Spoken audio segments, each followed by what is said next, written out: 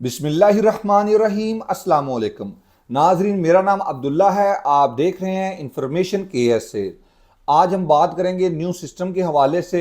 इस बारे में मैंने लाइव सेशन में ख़ास तौर पे कई दफ़ा आपसे बात की है, कुछ वीडियोस के बारे में भी बात की है, लेकिन ज़्यादातर भाइयों का इसमें शिकवा रहा कि अब्दुल्ला भाई आपने न्यू सिस्टम के हवाले से प्रॉपर तरीके से हमें गाइड नहीं किया।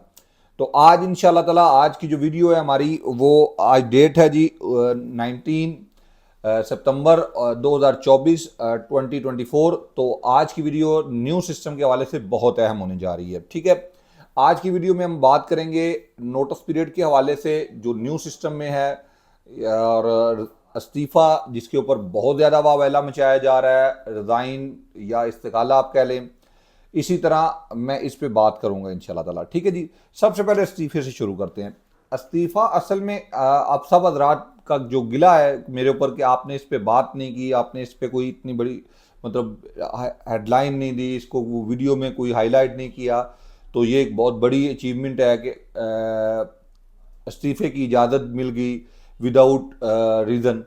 तो ठीक है, ये ऐसा ही हुआ, लेकिन इसके खदुखाल असल जो है मैं आपके सामने रखता हूँ। जिस दिन से किवा सिस्टम का आगाज हुआ उस दिन से किवा में एक ऑप्शन दिया जाता है रिजाइन का, फर्स्ट ऑप्शन। सेकंड ऑप्शन मिलता है 74 का, यानी कि मैं ये कॉन्ट्रैक्ट कंप्लीट करूंगा, मोर इसके अलावा कॉन्ट्रैक्ट नहीं करूंगा आर्टिकल 74 के तहत। मतलब इसके आगे प्रोबेशन पीरियड होता है, तीसरा ऑप्शन। ठीक है जी, तो सबसे पहला जो ऑप्शन है वो रिजाइन है। तो वो वहां पे अगर आप सबमिट करते हैं रिजाइन, तो वो विदाउट रीजन ही होता था ना। तो आज भी वो चल रहा है। अब इसको तायीद कर दी गई है, यानी ये डिजाइन का ऑप्शन खत्म नहीं किया जाएगा, ये कंटिन्यू रहेगा। लेकिन ये कंटिन्यू रहेगा आर्टिकल 77 के इस पे इंप्लीमेंट के साथ।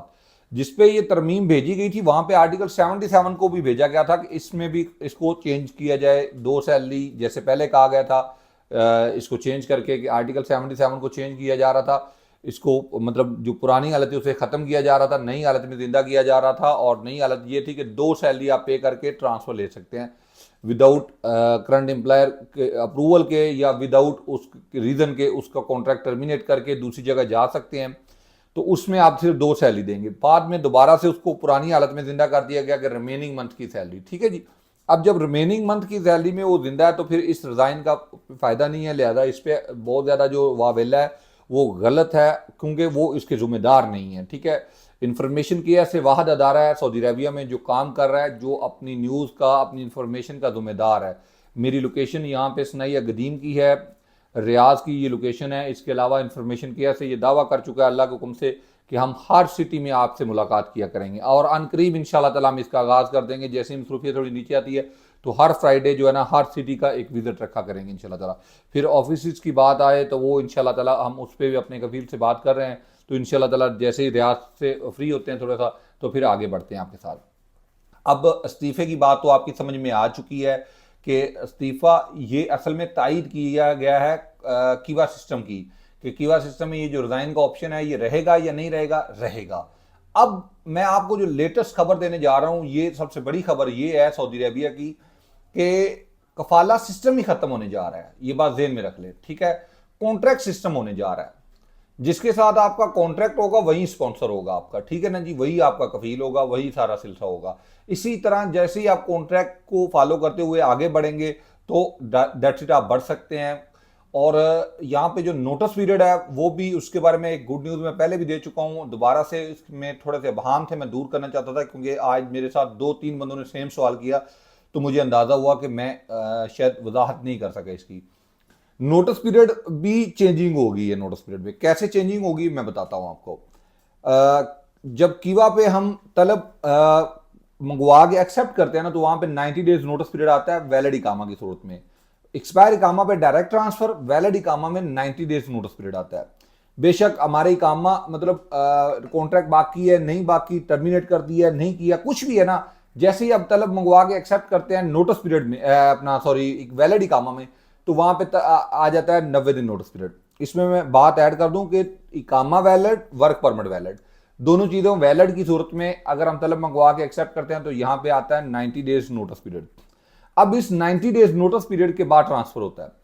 तो जो चेंज किया गया निज़ाम, वो इसको चेंज किया गया कि यानी कि जब 1 जनवरी 2025 को आप नई कंपनी से तलब मंगवा के एक्सेप्ट करेंगे तो यहाँ पे इंशाल्लाह ताला 30 डेज नोटिस पीरियड आएगा। ठीक है, अब लोग समझते हैं या हमारे जो नाजरीन है वो ये समझते हैं कि शायद ये 30 डेज ही नोटिस पीरियड सारा हो गया। नहीं, ऐसा नहीं हुआ। अगर आपके कॉन्ट्रैक्ट में 120 डेज लिखे हैं, 120 डेज, तो 120 डेज ही काउंट होंगे। 60 लिखा है तो 60, 90 लिखा है तो 90, 30 से नीचे तो होता ही नहीं है। ठीक है ना जी। तो ये आप समझ लें कि कॉन्ट्रैक्ट हो, मतलब अगर आपका म्यूचुअल अंडरस्टैंडिंग है तो कुछ भी हो सकता है। यहां पे इसकी भी वजाहत है।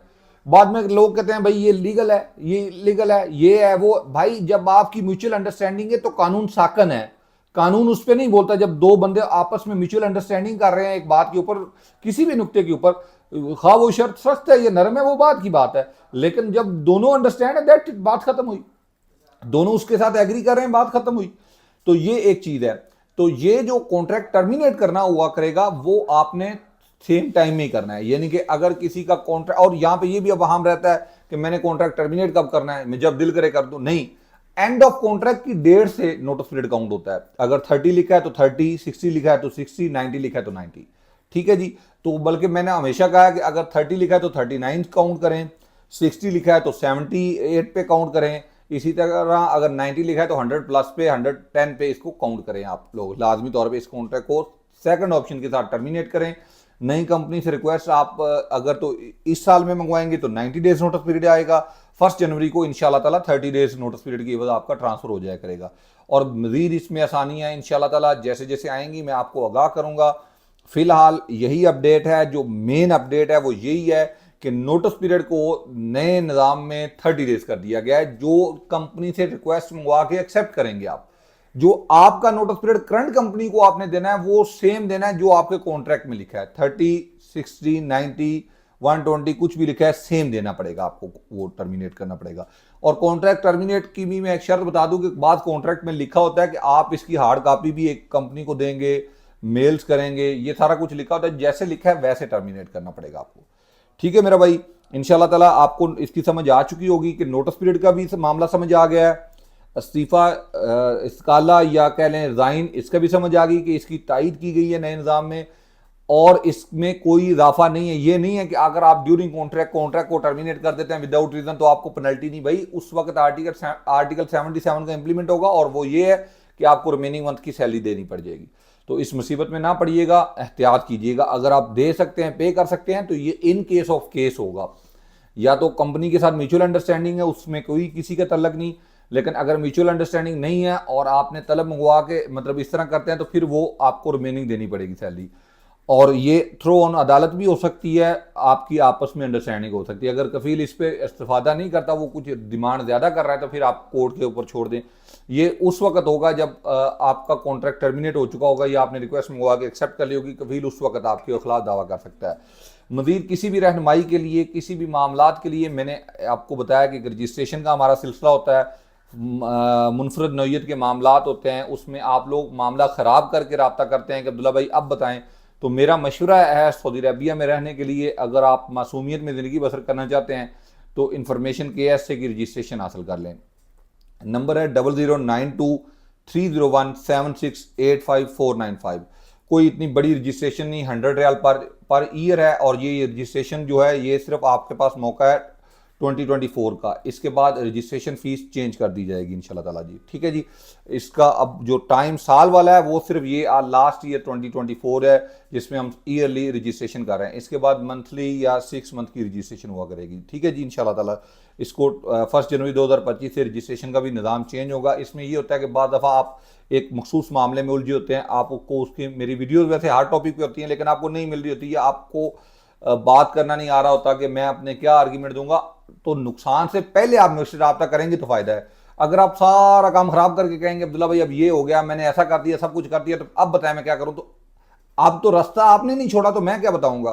तो जैसे ही आप किसी मामले में उलझें या कोई इशू हो, आपने ठीक है महामी से भी रब्ता करना पड़ेगा, सब कुछ करना पड़ेगा, लेकिन आप क्या हम जुबान भाई, अगर आप मेरी रहनुमाई हासिल करना चाहते हैं तो आई होप कि आपके लिए अच्छी साबित होगी। मैं गाइड कर सकता हूं इसमें, और तो मैं कुछ नहीं कर सकता। आपको बेहतर रहनुमाई मिल सकती है ताकि आप किसी खसारे के, किसी नुकसान के मुतम्मल ना हो। ठीक है जी, बहुत बहुत शुक्रिया, ढेर सारा ख्याल रखिएगा। अल्लाह हाफिज़।